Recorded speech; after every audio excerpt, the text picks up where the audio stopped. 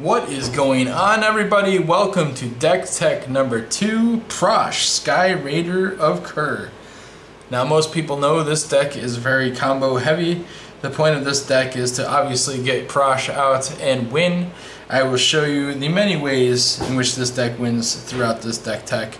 But Prossh basically is a flying 5/5 legendary dragon that says when you cast him, you put X01 red kobold creature tokens named Kobolds of Kher Keep on the battlefield, where X is the amount of mana spent to cast Prossh. I recently took this deck to an F&M close to me in Southern California and went 3-0 with it on Friday. It is not to boast, it's just to show this deck is pretty good. It's not too bad. So anyway, let's get to the land base. Starting, of course, with Bayou. Then we got Taiga. Then we got Badlands. We got Stomping Ground. Blood Crypt. Overgrown Tomb. And Cinderglade. Cinderglade's a nice little thing I can fetch for also if I'm running low on forests or whatever. Just helps me fix my mana. We got Wooded Foothills, Bloodstained Mire, Scalding Tarn, Arid Mesa, and Misty Rainforest for our fetch lands. Then we got our filter lands. We got Twilight Mire, woo, Graven Cards, and Firelit Thicket. Well, of course, we got ourselves a Gaia's Cradle, which of course is great whenever you cast Prossh. It makes a minimum of 7 after you cast them pretty good. Then we move on to our sack outlets. We have High Market and Phyrexian Tower. Of course, these are good to protect your creatures from getting stolen or to sacrifice the kobolds to get 2 black mana out of them if you're in a pinch for mana. So there is quite a bit of colorless sources in this deck.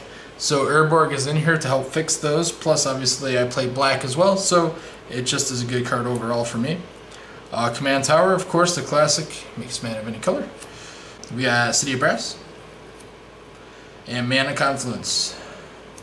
I try to use those as much as I can in these decks. You know, you don't want to not be able to cast something during your turn just because you're missing one of the mana. So it makes a huge difference throughout the game, over the course of the game. Strip Mine to get rid of the pesky stuff like Gaia's Cradle. Temple of the False God to help get things out quicker, just like Ancient Tomb. We also play Homeward Path.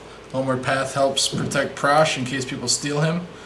People stealing Prossh is very bad for this deck, obviously. So you need ways to try to get him back if that does happen. Things like treachery and of that sort. Bad news for Prossh. But yeah, it's good to have Homeward Path just because you can't sack Prossh to himself. So that way you need to be able to get him back another way. Homeward Path is a great way to do that. Casting Wolf Run, of course, a great way to finish people. A lot of people forget this card's on the board, it seems. And it can just take one Prossh swing with a lot of mana out, and the unsuspecting person could just, you know, have no blocks and boom, pump them up and win the game. Reliquary Tower's in here just in case I have a turn where I draw a lot but for some reason can't finish the game. This allows me obviously not to have to discard and hopefully can win the next turn. Gemstone Caverns is in here for when you are not going first. It's a great way to keep pace, if not outpace your opponent even when they do go first. So good card to have in here, plus Urborg can turn it black if need be. So solid card here. Volraz Stronghold is in here to help with creatures, to get them back on top of my library. Mid to late game, this can be helpful with cards like Eternal Witness and other cards that you'll see shortly. Then we have some basic lands, just in case people use Path to Exile, cards like that, to help us be able to at least get something for losing our creature. So there you go, 2 forests, 1 mountain, and 1 swamp. So we're going to move on to the next portion of the deck, which is going to be artifacts. So I'm going to pop these down here, move these out. So our artifacts are basically very low casting cost for the most part. We're trying to get out Prossh as fast as humanly possible, of course. So we're going to start with Chrome Mox. Solid card. And then of course we have Mox Diamond following that. Mana Crypt. Lotus Petal. Soul Rain. And then we run all 3 signets, Grill Signet, Rakdos Signet, and Golgari Signet. And of course we have to have Grim Monolith. We have Ashnod's Altar. Great sack outlet, great to generate quick mana with those kobolds. It's very quick to build mana. Same thing with Phyrexian Altar. Of course, this being able to make mana of any color becomes extremely helpful when you're trying to combo. Birthing Pod is one of those cards that can help us quickly change a board state or help us draw cards or whatever the situation may be. For instance, going from like a Treasonous Ogre into Disciple of Bolus or something like that really helps. It can really help you flip the game quickly, depending on the situation, of course. Thran Dynamo, another classic mana generating artifact, along with Gilded Lotus. Love Gilded Lotus. We have Skull Clamp, one of my personal favorite commander cards. This card's just amazing for so many reasons, but obviously clamping your kobold creatures to draw 2 cards is just simply OP and amazing. Lightning Greaves, of course, we want to equip good old Prossh when we have the chance to try to swing in. Although this deck isn't really based on, in my opinion, isn't really based on swinging with Prossh. That's kind of the secondary winning condition for it. I think it's more based on combo, but if you need to get there, Lightning Greaves can help protect and get you there. Demonic Tutor, of course, is, pretty much all the tutors in here are going to be to help get the pieces we need. So Demonic Tutor, we got Imperial Seal. Diabolic Intent, which is a great tutor, especially in this deck. Very easy to sack a creature to use it. Nature's Lure for some ramp aspects of the deck. This helps you let it go to forest and just put it into play for 2 mana. Not bad, lets you get a dual land, shock land, something of that nature. 3 Visits is the same exact card, just from Portal 3 Kingdoms. Lets you search your library for a forest, put it into play. The cool thing about both of these cards is they come in untapped. Grim Tutor, 3 mana tutor. It's basically Demonic Tutor, pay life. So it's like a Vamp Demonic Tutor combined, except for maybe just a little bit worse, a little slower, but still great since it goes in your hand. And in Commander, you have 40 life, you don't really care about losing 3. Cultivate. Wheel of Fortune helps you find the combo piece faster. I tend to not use this card as much. It's sparing at most. I don't cast it unless I have to. I hate the idea of giving my opponents new cards, but sometimes you just need to try to win that turn or you're going to lose. So Wheel of Fortune can turn out to be, obviously what's it intended to do. We have Skyshroud Claim, fantastic ramp spell. You'll get 2 forests, put them into play untapped. Fantastic when you have a solid mana base. Tooth and Nail, of course, we all know this card. This card is pretty much I tutor and win the game. This deck is meant to do that, unfortunately, but at the same time, depends on the play group, depends on the scenario.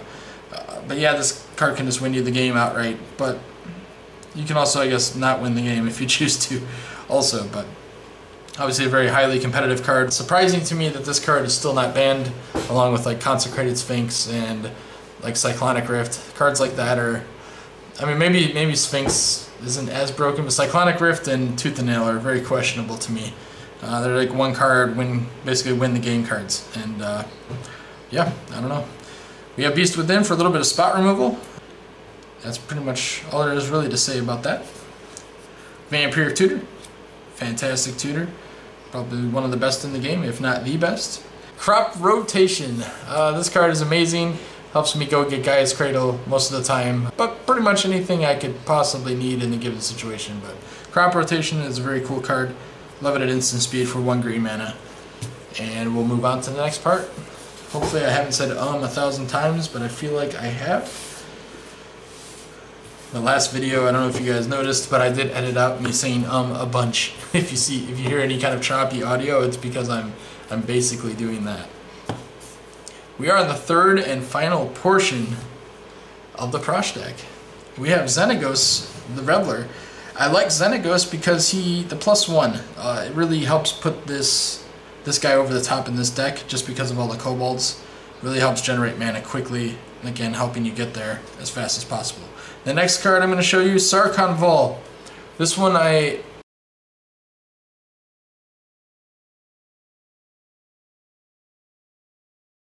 Sylvan Libraries, we're in the enchantment portion of the deck. Sylvan Library, of course, an amazing enchantment, helps you get card advantage. I pay 8 often on the draw.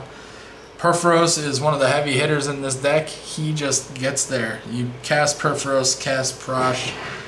It hurts people so much. The fact that it deals 2 damage to each opponent really helps you quickly end the game if you can, of course, get a certain other enchantment we'll talk about in a minute. Xenagos, another great god. It basically, during your combat, you give another target creature haste, and it gets XX till end of turn, where X is that creature's power. So with Prossh, you can bump his power by sacking kobolds to him and giving him haste and getting there for commander damage right away. So pretty cool card. Works pretty well in this deck. Defense of the Heart is somehow, if you get behind, it really stops people from wanting to cast creatures because they know you're playing Prossh and they probably know they lose if they allow Defense of the Heart to go off. Shared Animosity, a great card, goes amazing in this deck. It makes the kobolds extremely scary because you all of a sudden are bumping them up a whole bunch and they just get scarier the more times you have to cast Prossh. So yeah, it's this card has a nice home here. Beastmaster Ascension, another awesome card. As long as you are attacking with 7 creatures or more, all of them are giving you a +5/+5 boost. That is just insane in this deck. The kobolds, again, go from the 0/1 to just 5/6s just like that, and very hard to deal with if they don't stop that card. Impact Tremors is kind of like the mini version of Perforos. Nice little card here. Whenever a creature enters the battlefield, 1 damage to each opponent. Goblin Bombardment, nice little sack outlet for the deck. Another way to infinite is with this card and some others. But Goblin Bombardment, you sack a creature, deal 1 damage to a creature or player. Not bad when you have infinite kobolds. Greater Good, this is one of my other favorite cards in Commander, period. Absolutely amazing card. You sack a creature, draw cards equal to the power, and discard 3. Definitely one of my favorite cards.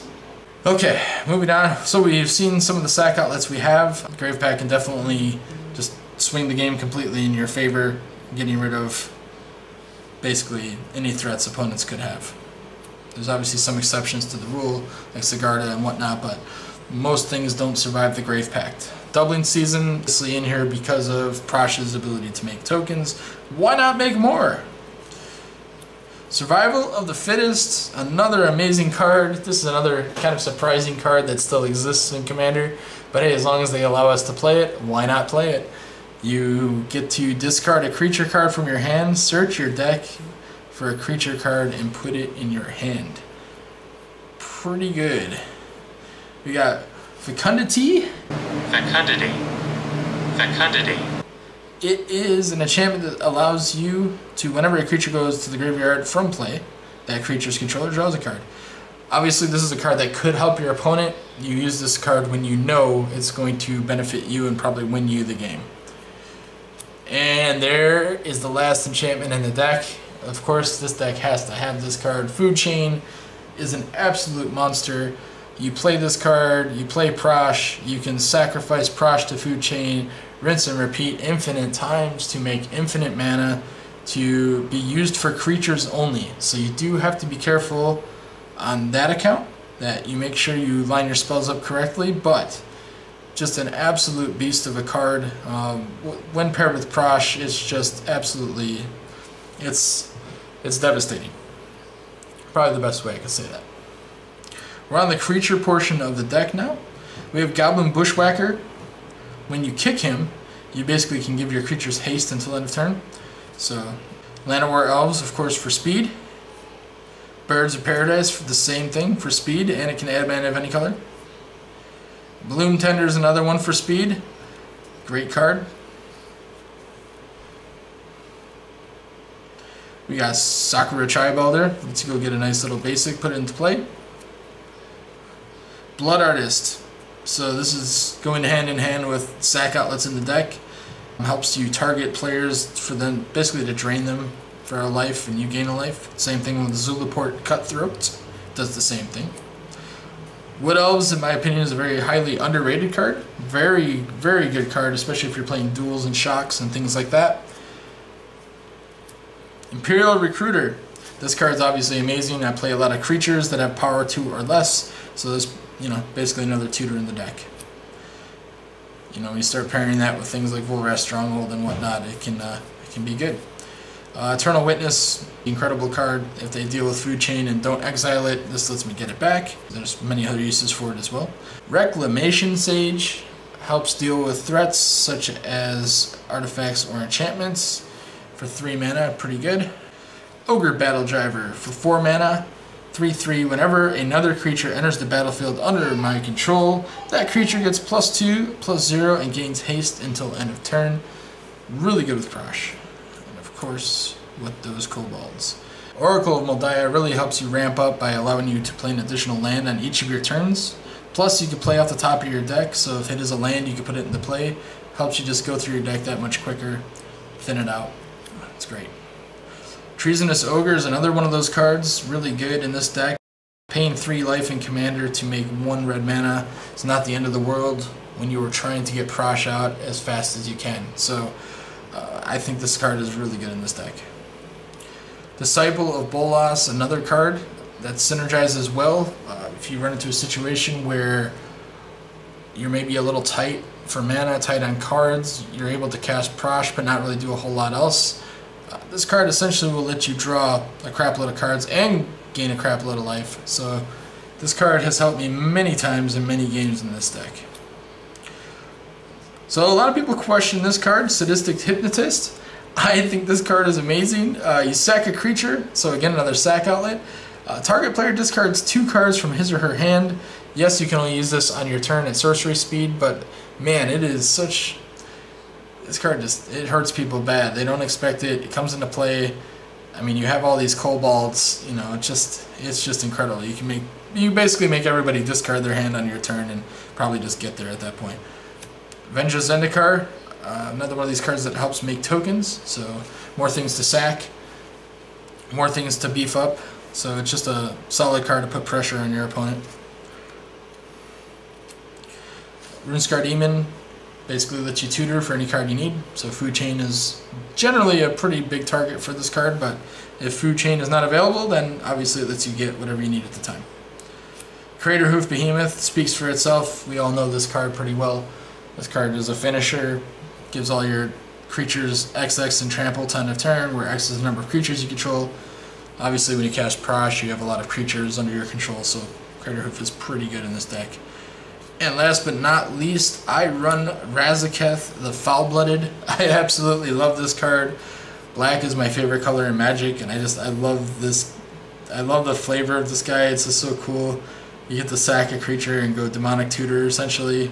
It's it's another finisher. It's probably unnecessary in this deck, but hey, like, you know, Magic's about having fun too, I guess. Not that Prossh is extremely fun from a kitchen table standpoint, but from a competitive standpoint, this deck is quite a bit of fun to play. You ramp, you draw a lot, you get there quick, and then play another game. But that's pretty much what I think about Prossh. I enjoy playing this deck competitively, but I really don't like to use this deck unless it's a competitive scenario, or if I'm playing with friends and we are not going crazy, I'm not going to use Food Chain to like go crazy and do all that kind of stuff.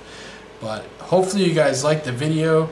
If you did like the video, if you could smash the like button, I would really appreciate it. We're trying to grow this channel as much as we can, so smashing the like and hitting the subscribe button, it really helps the channel out, it helps it grow, it helps more people see it. And the faster we can get to 225, the faster we can get to that 3rd deck tech. So once again guys, thank you so much for your time. Hope you enjoyed the video, and catch you on the next one.